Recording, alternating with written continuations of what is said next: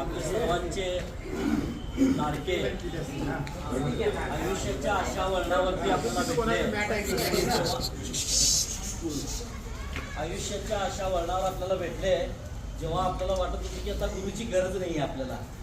कारण आपण 10वी 12वी कॉलेज संपल्यानंतर आपल्याला वाटतं की आता आयुष्यात आपल्याला कशाला गुरु पाहिजे, कारण आपण थोडं मॅच्युअर झालेलं असतोय. पण जेव्हा वय वाढत जाते आणि त्या वयामध्ये जेव्हा सचिन सरांसारखे आपल्याला गुरु मिळाले, जे आपल्याला शारीरिक, मानसिक, भावनात्मक या सगळ्या गोष्टी शिकवण्यामध्ये एकमेव गुरु कोण असेल तर सचिन सर आहेत. दिल्लीमध्ये प्रोटेस्ट चालू होता, 8 ते 10 दिवस 15 दिवस झाला, तुम्ही बघितलं असेल.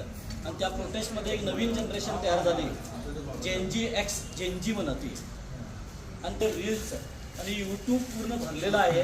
आणि गव्हर्नमेंट आणि सुप्रीम कोर्ट सुद्धा त्यांना हात मारायला लागले की त्यांचे संस्कार कुठे गेले.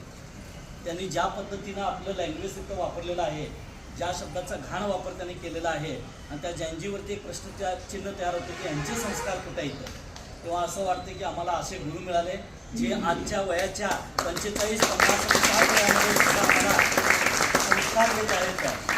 आमचं भाग्य म्हणायचं, आम्ही मिलेनियर आहे, आम्हाला काही प्रॉब्लेम नाही. कारण 90-80च्या जन्मामध्ये जी आली होती सगळी मिलेनियर म्हणा. नवीन भाषा चालू झालेली आहे, त्या मिलेनियरमध्ये आम्ही सुखी आहे, खुश आहे. आणि सचिन सर तुम्हाला खूप खूप गुरुपौर्णिमेच्या शुभेच्छा. आणि या वयात आम्हाला एखादा स्टेटस लावायला मिळतोय, एखादा फेसबुकवरती पोस्ट टाकायला मिळते, एखादा इंस्टाग्रामवरती रील टाकायला मिळते, हे भाग्य सर्व फक्त सचिन सरांच्यामुळे मिळाले. एक फक्त विचार करा, रविवारी सकाळी उठला आणि काय स्टेटस लावणार सांगा.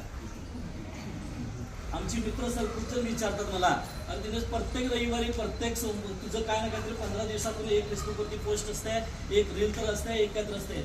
म्हणलं तुला पण करू शकतेस, तू पण करू शकते, पण त्याच्याकडे डाटा नाही आहे, त्याच्यावरती टाकू. आमचे गोंदू कुपे मामा एवढ्या रील तयार झालेले आहेत, त्यांना माहिती नाही कुठली रील कुठंपर्यंत पोहोचली ती.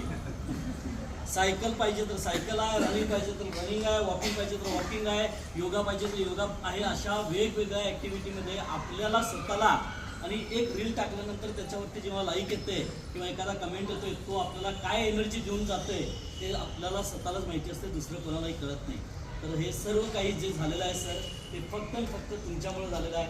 आमचा वयाचा उतरता क्रम असला तरी आमचं वय न दाखवता आम्ही 16व्या वर्षात राहून कशा पद्धतीनं आनंदी जीवन जगायचं आहे हे जर कोणी शिकवलं असेल तर फक्त सचिन सरांनी शिकवलेलं आहे.